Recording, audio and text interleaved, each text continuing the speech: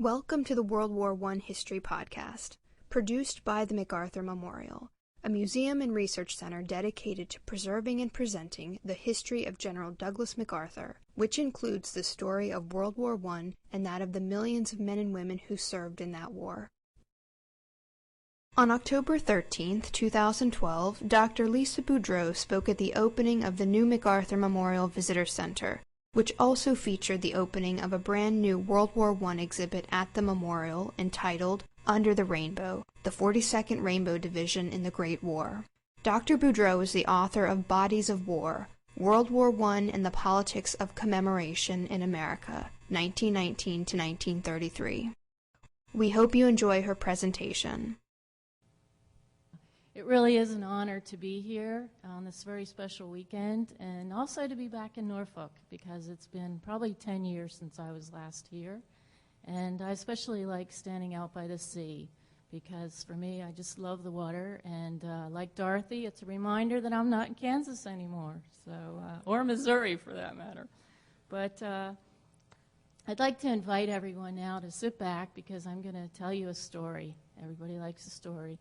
And this one begins as the First World War is coming to an end in November 1918. And we've just had the perfect lead up to set the stage, and now we're going to look at what happens after the war. Before we begin, though, I'd like to just digress briefly. Just a little bit, as a memory historian, I just want to talk about the fact that many times in our work, if we're very fortunate, we end up doing work that when we were a child, we really enjoyed. We had an interest for, it was a hobby. And for example, with me, I've always loved cemeteries. And this particular one is in Machiasport, Maine, where I spent many hours as a child wandering along the cliffs of Machias Bay. And this 19th century graveyard is what really triggered my interest in my research. And one grave in particular, the inset here, Captain Paul Crocker, he died in January 1829 at the age of 67. And Crocker was in the Revolutionary War, but you wouldn't know it by the look on his headstone. There's a weeping willow tree, and I expect that he planned his epitaph before he died. Maybe his family went out at the last minute and got the headstone. But this was my inspiration. I just want to read to you very quickly the epitaph that kind of spooked me as a kid. It says, quote, "Stop, traveler, as you pass by, as you are now, so once was I. As I am now, soon you may be. Prepare to die and follow me." Nothing like a little cheery epitaph to brighten up your day there, right? But I kept a photo of him by my computer as inspiration. And particularly because of the 1829, the next 100 years is a major, major change in memory and commemoration.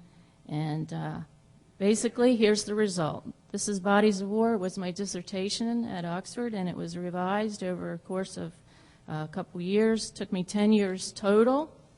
And it tells the story of the struggle of humanity trying to cope and understand with death and the ambiguity that's involved there. The book is focused on 3 phases. Repatriation, what we're going to be talking about today, is the democratic choice regarding the disposition of remains. The second is remembrance and the construction of commemorative symbols overseas, the cemeteries, the monuments. And mostly those were by a select group of individuals, the American Battles Monuments Commission. And lastly, the return. And that's mostly the American Legion in 1927. Thousands of guys went over there for their Paris Convention. And also the Gold Star Mothers Pilgrimage, which from 1930 to 1933, the government paid for mothers and widows to make that journey. And now, the war to end all wars, supposedly.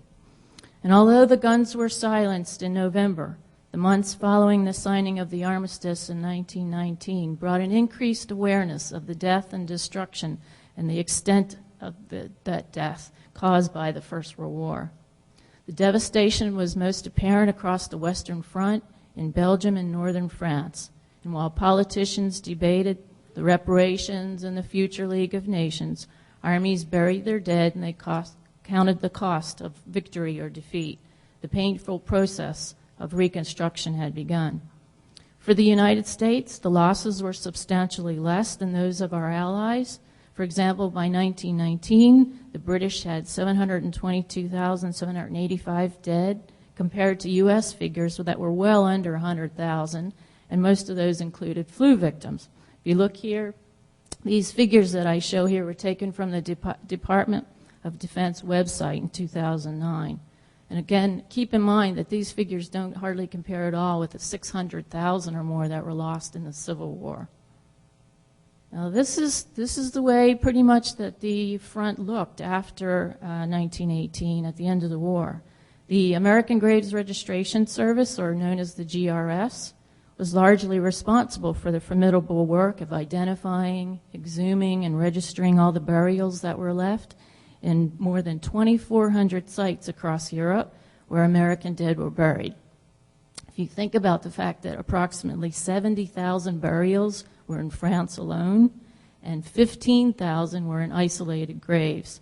This is an example of a trench burial. Isolated graves were those that were away from the roads, single one here, one there. And it would cost the government $30 million just for the repatriation of the dead. That's not the reconstruction of the cemeteries or the monuments or the pilgrimages. That's just the repatriation. But what began in 1918 would not be completely finished until the early 1930s.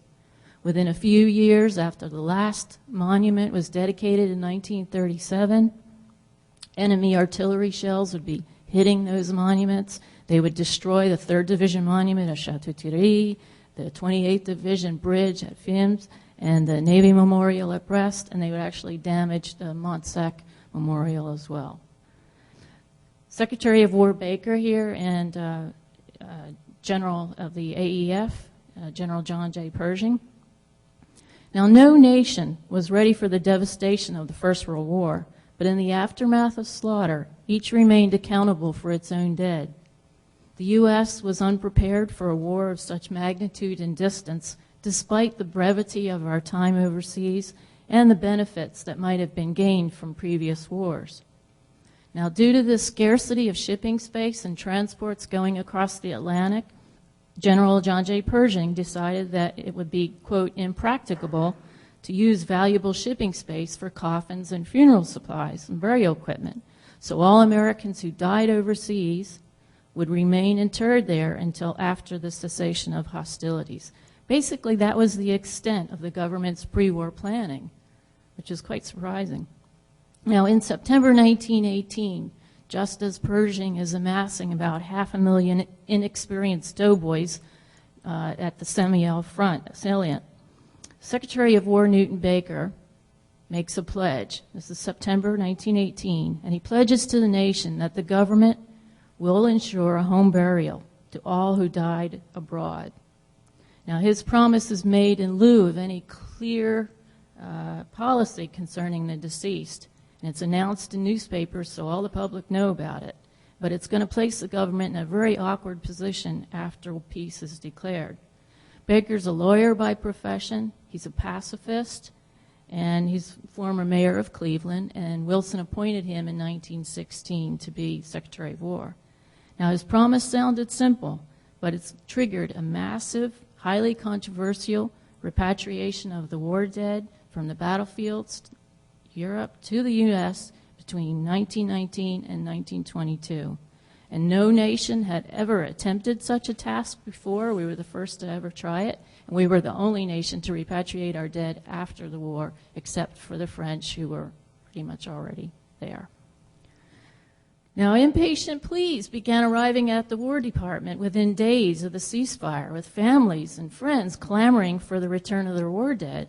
Folks wanted information concerning their dead, their deceased, and they presumed that the War Department was going to be able to help them. They wanted military commanders to answer their letters, and there were questions like, did my son die in hospital? Give me the details of his burial. I want to see a photograph of the grave. And the consolidation process had only just begun.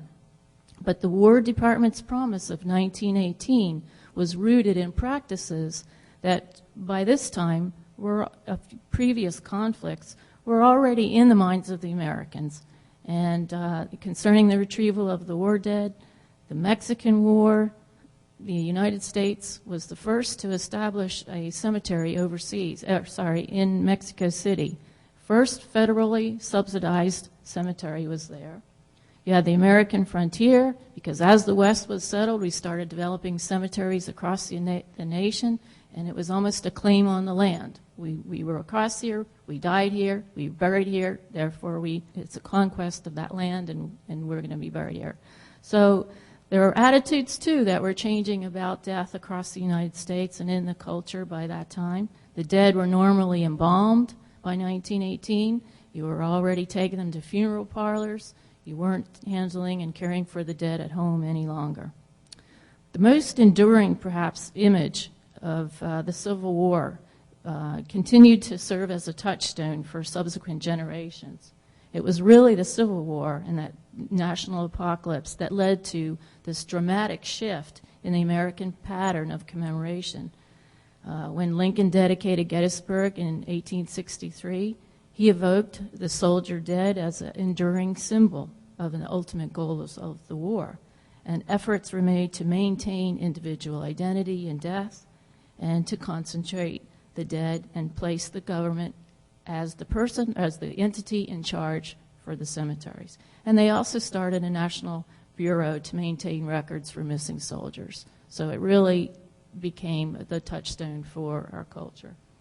Now, although people of all races reverted to the Civil War commemorative model established by Lincoln, it was the African Americans who perceived Gettysburg with particular significance because this was the birthplace of their freedom. But in the months preceding that famed public dedication in 1863, black laborers had been forced to exhume the remains of the war dead from their scattered burials, and they were taking them from crude, shallow graves and consolidating them as well. Seems in direct opposition to the democratic spirit that was depicted in 1863, but there you go. Now, often the effort extended to bring the war dead home often risked the lives of the living, and as well as risking the safety of the dead.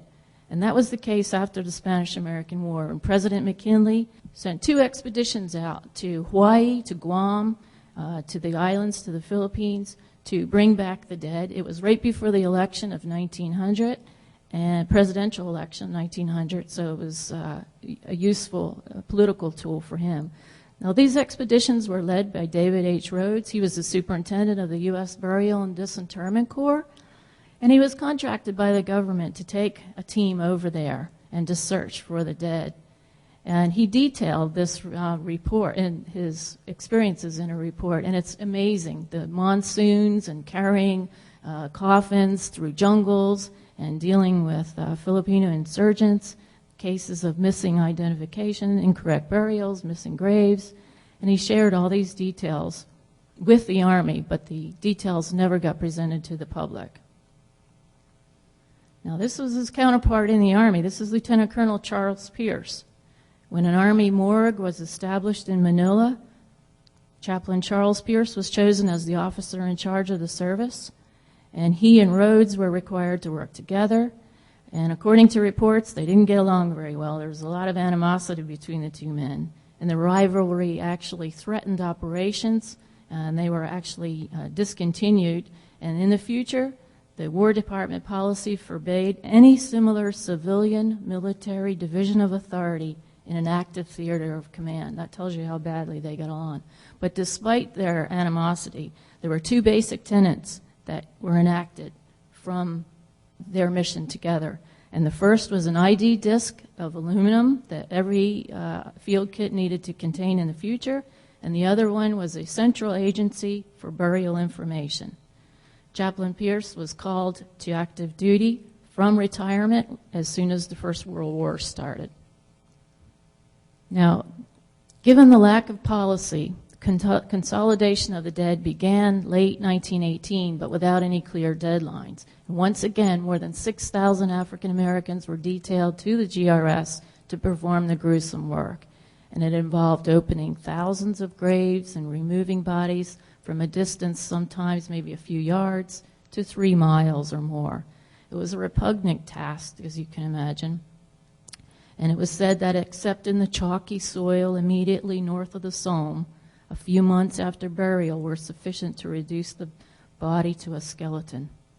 Post-war concentration of the dead itself was a process prone to confusion and chaos, as sometimes bodies would be exhumed several times and reburied, relocated miles from the battlefield, and then finally years later they'd be laid to rest in a national cemetery. I read so many letters from families. For example, one F.M.A. Jackson of West Philadelphia. She wrote she had 3 sons. She wrote to the War Department and wanted to know where her sons, who were unknown, were going to have their name memorialized. She said, "I am a mother of unknown. My son, Sergeant Winfield A. Jackson, was buried 3 times and then lost." And unfortunately, this was not unusual. There were 3 sites originally selected as principal points of concentration in France, but they soon became insufficient. 20 men would form a skirmish line at intervals of 50 meters, and in this fashion these troops would cover an average of about 64 square kilometers per day. The black laborers found and reburied 23,000 bodies in the Meuse-Argonne alone. In France, blacks were buried side by side with the white American dead, but at home, at Arlington, they were buried in separate colored sections. What are we going to do with those dead over there? I say this because Americans were confident with their dead, that their dead would be returned, but they were unprepared for the heartache of missing men, for the massive unidentified dead, and the eventual complications that would be wrought by a policy that advocated leaving bodies in or near distant battlefields. Americans were also confident that the French would assure the transportation and the return of the soldier dead, but the situation changed dramatically in February 1919 when the French Ministry of the Interior forbid all exhumations and all transport of all bodies for 3 years. French were understandably anxious to consolidate the isolated graves. They also lacked transportation, and they were concerned about hygiene dangers. But the interesting thing is that the French decision actually gave the War Department some time, much needed time, to form a strategy. But it also risked misidentifications and administrative chaos and continued public outcry for the dead. Now, Charles Pierce was involved in many negotiations throughout 1919, and he tried to explain the French position to the War Department. And this is what he said. He said, should an exception be made in the case of the Americans dead, it would at once involve each of the other nations in clamorous agitation for like action to satisfy its own people. End of quote. The facts of these negotiations were made public in February 1919 when Pierce was called to testify before the House Expenditures Committee. He faced some harsh interrogation, I can tell you, from Indiana Republican Oscar E. Bland when he asked, "Colonel Pierce, what is to become of those dead over there?" And after days of questioning, Pierce admitted. He said, there was no plan. The War Department, as of yet, had no idea what they were going to do with the dead over there. Now, the War Department put relentless pressure onto the French to lift their restrictions, but you know, the French had cause to delay American repatriation efforts. I mean, after all, the war had devastated the rich northern regions of the country where the coal and iron fields were. 1,400 miles of railroad had been demolished, along with the roads, along miles of canals. And the refugees were attempting to come home.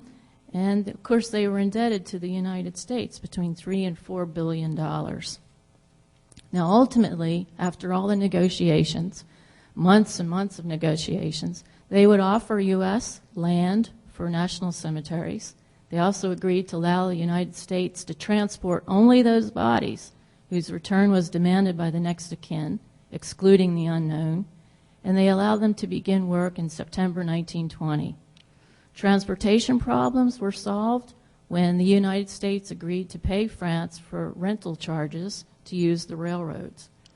And lastly, the French decreed that the transfer of their own French dead to their homes would also begin at the same time. Now, France wasn't the only nation that was affected by American intentions. In Brussels, I found a report that, quote, says, "The insistent demands of the United States government for the removal of soldiers' remains buried there were said to be causing considerable embarrassment to the Belgian government." So really nobody knew what they were going to do with their own situation. Now the British, an equally difficult strain was placed on policymakers in London. The American decision made British government responsibility much more difficult to its own people. The British did not repatriate their dead. All their soldiers were buried near the battlefield, and plans were made for those military cemeteries even during the war in 1917. One British Imperial War Graves Commissioner wrote, quote, "I don't know what, if any, negotiations went on between Paris and Washington before this decision was taken, but we have actually received letters referring to it from relatives who desire the similar concession, and I don't know what to tell them." End of quote. Now, by March 1919, the War Department was growing increasingly ambivalent about keeping its pledge. And so, in typical democratic fashion, it sent a letter accompanied by a ballot to all the next of kin to ascertain their wishes regarding the permanent disposition of bodies. They sent over 74,000 ballot cards, and by January 1920, they had about 63,700 ballots came back. But it was interesting because of the confusion would be inevitable because they had different addresses, and people were mailing them back to Paris, to Washington, various offices. Nobody knew quite where to send them back. Plus, you had disgruntled family members who complicated the process. You had a mother who wanted the body in one place. You had a widow who wanted the body somewhere else. And so, in order to really this time obtain the most up-to-minute wishes, Colonel Pierce sent out, yes, you guessed it, another what he called a shipping inquiry to the next of kin to ask their final decision. And in some cases, family had already written back to him and told him their final decision. For example, one man wrote, "We have received already 2 of these forms and have filled them out and sent them back. We've already told you we don't want the body of Walter Kowalski to be sent here, and we wish not to be molested with any more telegrams or any forms as to the shipment of the above." End of quote. And it also gave false hopes to families whose sons or husbands were unknown, missing. It gave them hope that they were going to be brought back. And lastly, as democratic choice continued, so did the digging. Now, there had a lot of critics over there observing the work of the GRS, and the efforts to appease Americans occupied a lot of time for the Graves Registration Service that were struggling to work under the watchful eye of the media. One guy in particular, Owen Wister, he was the author of The Virginian. He visited France many times, and he reported to the New York Times on the disturbing mistake of moving American soldiers from their graves. And he described this as poor fragments of humanity being taken up and dragged from the soil of their sacrifice. He wrote in defense of the overseas cemeteries, and he conducted a relentless attack against the process of repatriation, and which didn't help matters at all for the government. Wister claimed that it was, quote, "extremely improbable that the families receiving bodies of soldiers actually got the remains of their own sons." He was also a friend of Teddy Roosevelt's, who was in favor of overseas cemeteries. Now, this I just put in here to remind everybody what was going on during this time. Ku Klux Klan was back again, the Americans after the war. Republican Calvin Coolidge was in the White House, and upon Harding's death in 1923, Coolidge had become president. It was a period of ebullient optimism, robust living. You had the Scopes trial in 1925. Gertrude Ederle swam the English Channel. Babe Ruth hit his 60th home run during this period. Now, contrary to political intentions, the freedom of choice did not create unity in the United States, and it rather deepened the divisiveness that was already present. The field of honor association was a powerful vehicle against repatriation of policymakers in Washington. It mounted a fierce public campaign to convince the public that as the men fought and died in France, that's where they should be kept. That's where they should remain. Members of this group included Pershing, Cornelius Vanderbilt, Samuel Gompers, and Teddy Roosevelt Jr. The American Central Field of Honor, which was overseas, is where Americans should be. You used to have one cemetery. That was what they believed. And that's where people could go to honor their dead. Now, these guys were countered by the, quote, Bring Home the Soldier Dead League. And they promised a tomb in America for every U.S. hero. And it was based pretty much on what was good for the individual rather than what was good for the community or for the country. They believed that Americans were too far away from the battlefields, that nobody was going to go over there, and that Americans really wanted to mourn privately and at home. Now, J.D. Foster was the chairman of the Bring Home the Soldier Dead League, and if you'll notice here, he also had another business. He wrote constantly to Secretary Baker to deal more aggressively with the French, and not only was he chairman of the organization, he was also the owner of Foster's & Son, who was sellers of disinfectants and fumigators. So you know where he's coming from.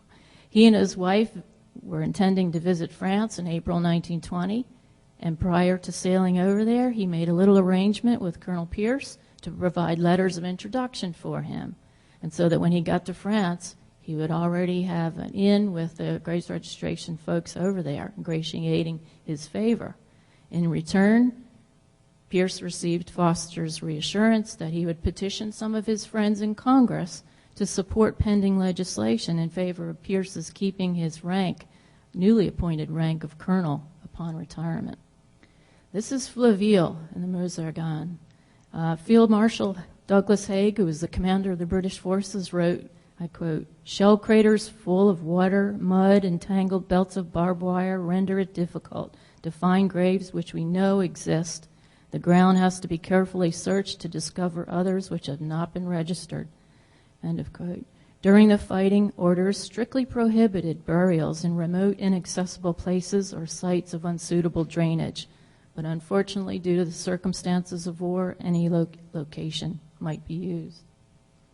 Now, the lack of coordination between the United States Army's GRS service and the Navy and Marines contributed significantly to the misinformation that families frequently received. And this, too, was exploited by the press.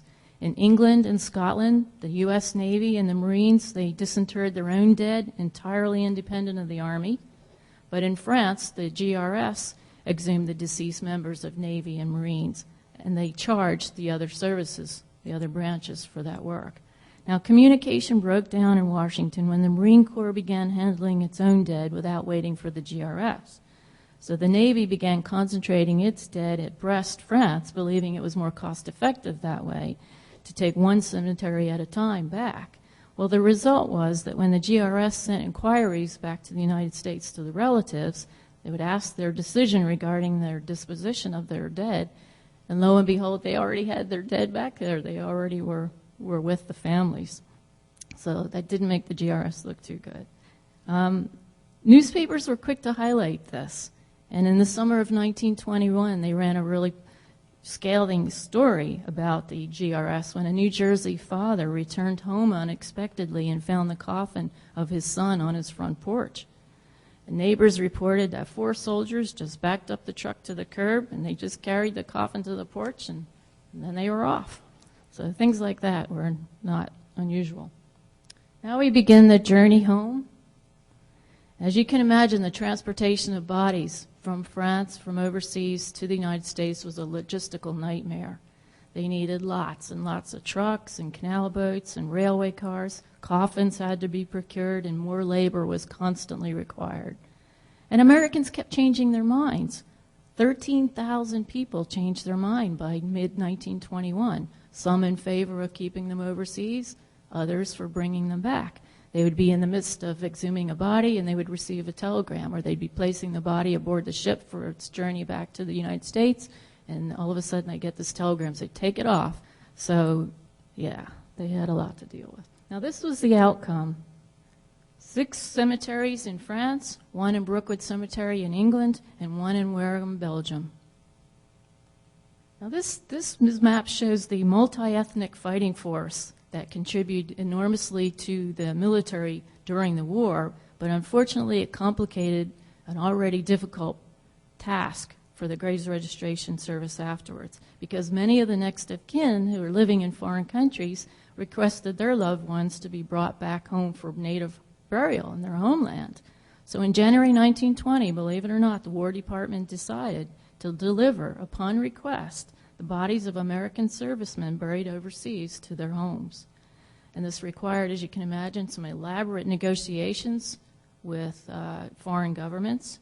The Italian government proved the most complex of all because there were more Italians that were requesting foreign burial than any other nation, and that was followed by the Irish. The extent of government efforts to do this, I think, is really goes beyond precedence. And there are stories about carrying bodies through Italy, and when they reached the last outpost where the last railroad line went, they would carry the coffin, sometimes 90 kilometers or so. One was taken to a small island around Naples. It's pretty amazing.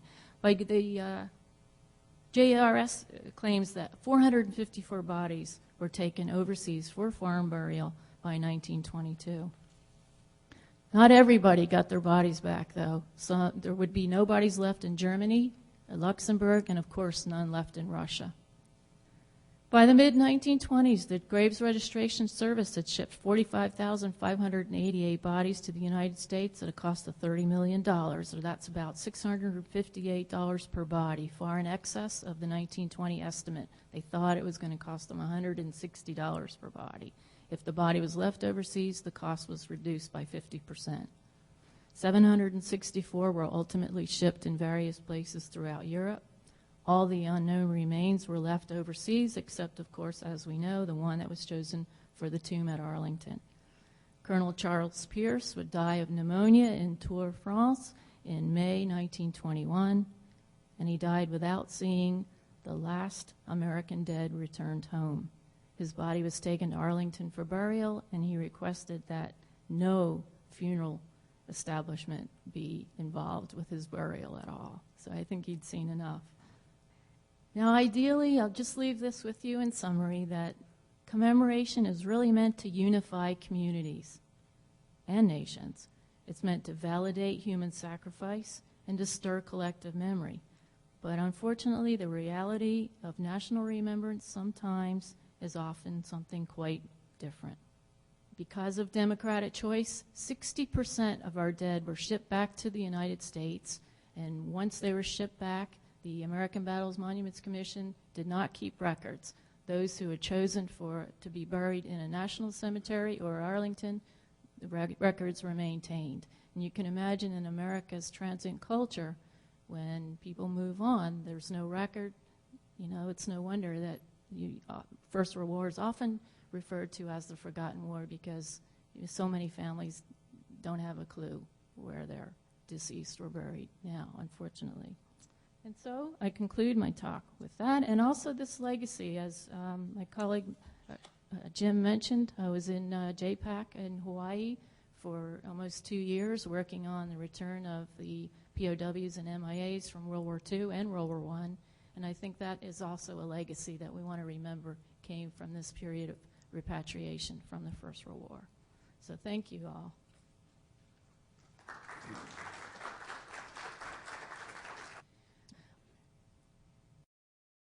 Thank you for listening. If you have any questions, suggestions, or comments, please contact Amanda Williams at amanda.williams@norfolk.gov.